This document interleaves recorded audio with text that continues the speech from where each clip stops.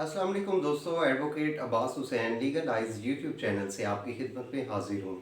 आज का जो हमारा टॉपिक है वो है किराएदारी के कानून के हवाले से कि एक किराएदार को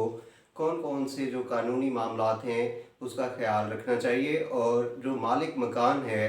वो कौन सी ऐसी वजूहात हैं जिनकी बिना पर एक किराएदार को बेदखल कर सकता है। तो किराएदारी के मामलात करते हुए सबसे पहले ज़रूरी है कि आप अपनी कंडीशंस तय कर लें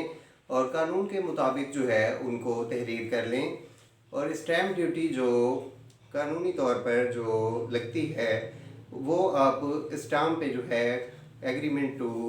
रेंट यानी कि किराएदारी का जो मामला है उसको तहरीर कर लेंगे और उसके बाद उसको रजिस्टर्ड करवाएंगे। अगर आप रजिस्टर्ड नहीं करवाते, किरायानामा आपका रजिस्टर्ड नहीं है, तो फिर अगर आपके मामलात पैदा होते हैं तो अदालत में जाके आप को मुश्किलात का सामना करना पड़ सकता है। उसकी वजह यह है कि जब तक आपके पास, क्योंकि किराएदारी और जो टेनेंट का और जो ऑनर का जो है आप रिलेशन ही शो नहीं कर सकेंगे कि ये आपका किराएदार था, तो तब तक जो है वो आप किराएदारी के कानून के हवाले से कोई कानूनी कार्रवाई नहीं कर सकेंगे। तो इस हवाले से जो है जो भी आपका किराया तय तय पा जाता है, वो सालाना हो या आपका माहाना हो, उस हवाले से, और कितना आपने डिपॉज़िट लेना है और कब तक आपने किराएदारी का मुआहदा करना है, उस मुआहदे को तहरीर में लाना बहुत ज़रूरी है। फिर उसको तहरीर में लाकर उसको रजिस्टर्ड करवाना ज़रूरी है। और रजिस्ट्रेशन के लिए जो है उसको जो किराएदारी के जो रेंट कंट्रोलर, रेंट रजिस्ट्रार जो होता है, उसके इख्तियारात जज साहब को दिए होते हैं हर कोर्ट में। तो आप अदालत में जाके उनके सामने जो है वो आप किराएदार भी और करवा सकता है और जो मालिक है वो भी इसको रजिस्टर करवा सकता है। तो बाकी हम उसको डिस्कस करेंगे जो ऐसी कौन सी वजूहात हैं जिनकी बिना पर एक मालिक मकान किराएदार को जो है उसके अपने बेदखल कर सकता है, अपने मकान से, दुकान से या अपने किसी भी जो है प्रॉपर्टी से। तो उसको हम डिस्कस कर लेते हैं। वो ग्राउंड ये हैं कि इसमें सबसे पहले जब आपने कोई प्रॉपर्टी, कोई मकान, अगर आपने मकान किराए पे लिया है तो आप खिलाफ वर्जी इसलिए नहीं कर सकेंगे कि उसको आप कमर्शियल बेस पर फिर इस्तेमाल नहीं करेंगे। अगर आप रिहाइश के मकसद के लिए, सकनी अगराज के लिए किसी से मकान किराए पर ले लेते हैं तो उसको जो है अगर आप कमर्शियल बेस पे यूज़ करेंगे तो फिर भी मालिक को ये हक हासिल है कि वो आपको बेदखल करे। इसके अलावा एक वजह ये भी हो सकती है कि आप जो है वो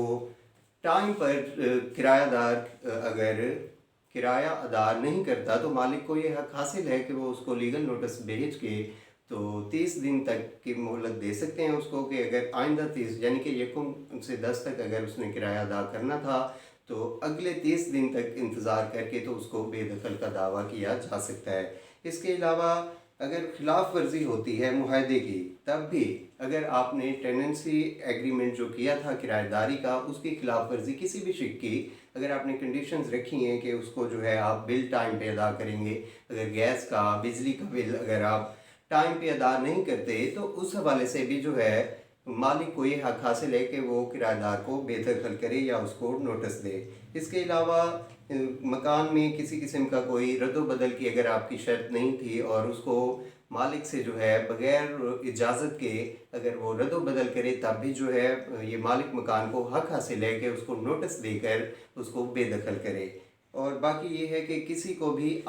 नेक्स्ट खुद किराएदार किसी दूसरे आदमी से उसी प्रॉपर्टी की बाबत जिस पे वो किराए पे बैठा है किसी और को जो है वो किराएदारी पर ना दे। और इस हवाले से जो है कनेक्शन बिजली के हवाले से अगर वो टाइम पर किराया अदा नहीं करता, अगर टाइम पर बिल अदा नहीं करता, कोई मीटर वगैरह डिस्कनेक्ट हो जाता है महकमे के हवाले से, तो तब जो है इस तरह के मामलात पैदा हो जाते हैं। तो किराएदार को चाहिए कि वो इन तमाम मुआहदे की पासदारी करे, अदरवाइज़ दावा बेदखली करके तो मालिक मकान उसको बेदखल कर सकता है। नाज़रीन, आज की वीडियो में बस इतना ही किराएदारी के हवाले से। अगर आपका कोई क्वेश्चन है तो फिर आप मुझे कमेंट सेक्शन में व्हाट्सएप नंबर पर जो है वो मुझसे रब्ता कर सकते हैं। बहुत शुक्रिया। अल्लाह हाफिज़।